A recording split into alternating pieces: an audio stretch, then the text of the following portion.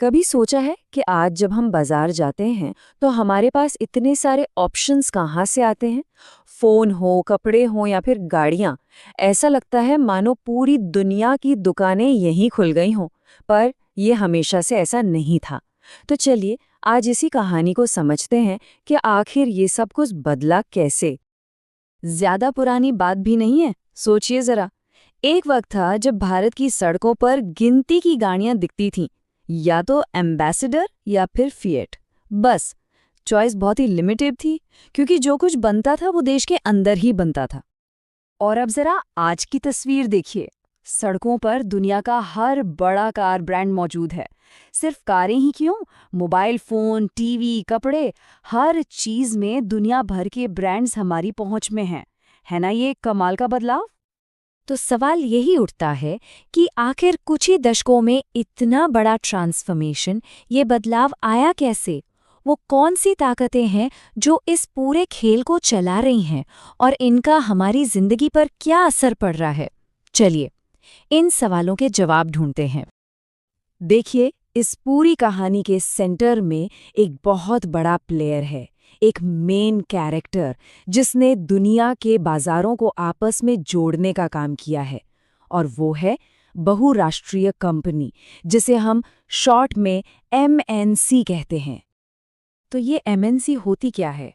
सीधी सी भाषा में कहें तो ये एक ऐसी कंपनी है जो सिर्फ अपने देश में ही नहीं बल्कि दुनिया के और भी कई देशों में अपना सामान बनाती है, वहाँ अपनी फैक्ट्रीज चलाती है और अपना पूरा प्रोडक्शन कंट्रोल करती है। और पता है, यही बात एमएनसीज को बहुत स्पेशल बनाती है। वो सिर्फ अपना बना बनाया माल दुनिया भर में बेचती नहीं है, बल्कि वो उस माल को बनाती ही दुनिया के अलग-अलग कोनों में है। मतलब प्रोडक्शन के पूरे प्रोसेस को छोटे-छोटे टुकड़ों में तोड़कर अलग-अलग देशों में बांट दिया जाता है। इस तस्वीर को देखिए, ये पूरी बात एकदम साफ कर देगी। हो सकता है कपास अमेरिका में उगाया गया हो, उसका धागा वियतनाम में बना हो, कपड़े की सिलाई बांग्लादेश में हुई हो और वो तैयार शर्ट यूरोप के किसी स्टोर में बिक रही हो। इसी को कहते हैं ग्लोबल प्रोडक्शन। चलिए एक असली उदाहरण लेते हैं। मान लीजिए कोई कंपनी है जो इंडस्ट्रियल इक्विपमेंट बनाती है। तो होता क्या है, उसका डिज़ाइन तैयार होता है अमेरिका में, उसके पार्ट्स बनते हैं चीन में, क्योंकि वहाँ ये सस्ता पड़ता है। फिर उन पार्ट्स को जोड़ा जाता है मेक्सिको और ईस्टर्न यूरोप में, क्योंकि वो बड़े बाजारों के पास हैं। और आखिर में दुनिया भर के कस्टमर्स को सपोर्ट दिया जाता है भारत में बैठे कॉल सेंटर से। और हाँ, इस ग्लोबल सिस्टम में भारत का रोल बहुत बड़ा है। हमारे देश में स्किल्ड और अच्छी इंग्लिश बोलने वाले युवा हैं, जो इन एमएनसीज के लिए कस्टमर सर्विस और टेक्निकल सपोर्ट का काम करते हैं। मतलब हम इस पूरी ग्लोबल मशीन का एक बहुत ज़रूरी पुर्जा है। लेकिन सवाल यह है कि एमएनसीज इतना सब तामझाम करती क्यों हैं? जवाब बिल्कुल सीधा है, पैसा बचाने के लिए। अपने प्रोडक्शन को इस तरह से दुनिया भर में फैलाकर एक कंपनी अपनी लागत में 50 से 60% तक की बचत कर सकती है। अब ये बहुत बड़ा फायदा है। ठीक है, तो अब हम ये समझ गए हैं कि एमएनसी क्या है और वो कैसे ऑपरेट करती हैं। लेकिन अब सवाल ये है कि वो किसी नए देश के बाजार में घुसती कैसे हैं, उस पर अपना कंट्रोल कैसे जमाती हैं। आइए उनके तरीके देखते हैं। इनके पास एंट्री के 3 मेन रास्ते होते हैं। पहला है विदेशी निवेश, मतलब वो सीधा आकर अपनी फैक्ट्रीज और ऑफिस खोलती हैं। दूसरा तरीका है अधिग्रहण, यानी किसी पहले से चल रही लोकल कंपनी को ही खरीद लेना। और तीसरा है आउटसोर्सिंग, जिसमें वो छोटे लोकल प्रोड्यूसर्स को अपने लिए माल बनाने का ऑर्डर दे देती हैं। यहाँ विदेशी निवेश का मतलब समझना ज़रूरी है। जब कोई एमएनसी किसी दूसरे देश में ज़मीन, बिल्डिंग या मशीनें खरीदने में पैसा लगाती है, तो उसी को हम फॉरेन इन्वेस्टमेंट कहते हैं। ये इन्वेस्टमेंट इस उम्मीद से होता है कि ये सारे एसेट्स आगे चलकर मुनाफा कमाकर देंगे। लोकल कंपनियों को खरीदना ये एक बहुत पावरफुल स्ट्रैटेजी है। इसका एक ज़बरदस्त उदाहरण है कारगिल फूड्स, एक अमेरिकन एमएनसी। उसने भारत की एक कंपनी परख फूड्स को खरीद लिया और ऐसा करते ही उसे परख फूड्स का बना बनाया नेटवर्क मिल गया और वो देखते ही देखते भारत में खाने के तेल की सबसे बड़ी कंपनी बन गई। और ये समझना बहुत ज़रूरी है कि इन एमएनसीज़ के पास पैसा और पावर दोनों बहुत ज़्यादा होते हैं। सोचिए, कई बार तो एक बड़ी एमएनसी की कुल संपत्ति किसी छोटे विकासशील देश के पूरे साल के बजट से भी ज़्यादा होती है। और इतनी ताकत के साथ वो मजदूरी और काम करने की शर्तों पर भी बहुत असर डालती हैं। अच्छा, हमने एमएनसीज और उनके काम करने के तरीकों को तो समझ लिया, लेकिन अब एक बड़ा सवाल ये है कि आखिर ये सब कुछ मुमकिन कैसे हुआ?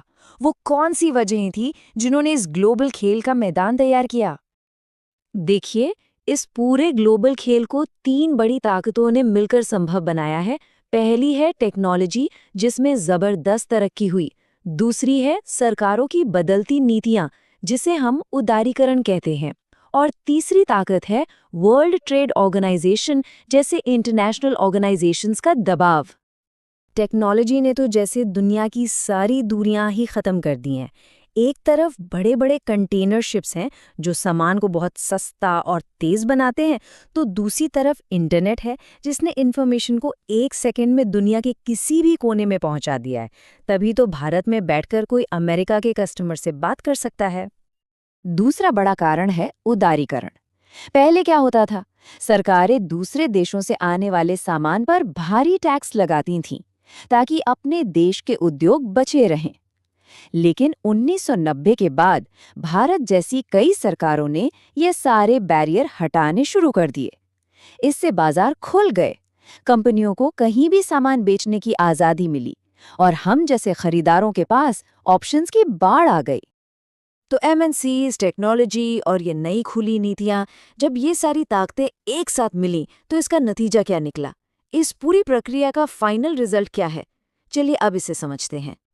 नतीजा ये है कि आज दुनिया के सारे बाजार और प्रोडक्शन एक दूसरे से बहुत गहराई से जुड़ गए हैं, जिसे हम कहते हैं इंटीग्रेशन।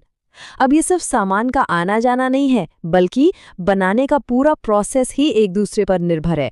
और इसका मतलब ये भी है कि दुनिया के एक कोने में कुछ होता है तो उसका असर दूसरे कोने पर बहुत तेजी से और बहुत गहरा पड़ता है। इसमें कोई दो राय नहीं है कि वैश्वीकरण या ग्लोबलाइजेशन ने हमें अनगिनत विकल्प और मौके दिए हैं, लेकिन इसके साथ साथ नई चुनौतियां और नई तरह की असमानताएं भी पैदा हुई हैं। और ये सारी बातें हमें आज के दौर के एक बहुत ही जरूरी सवाल पर लाकर खड़ा कर देती हैं। और वो सवाल ये है कि एक न्याय संगत वैश्वीकरण के लिए आखिर क्या जरूरी है? मतलब हम ये कैसे पक्का कर सकते हैं कि इस ग्लोबल जुड़ाव का फायदा समाज के हर इंसान तक पहुंचे, ये प्रक्रिया सबके लिए फेयर हो? ये वो बड़ा सवाल है जिस पर आज पूरी दुनिया को सोचने की जरूरत है।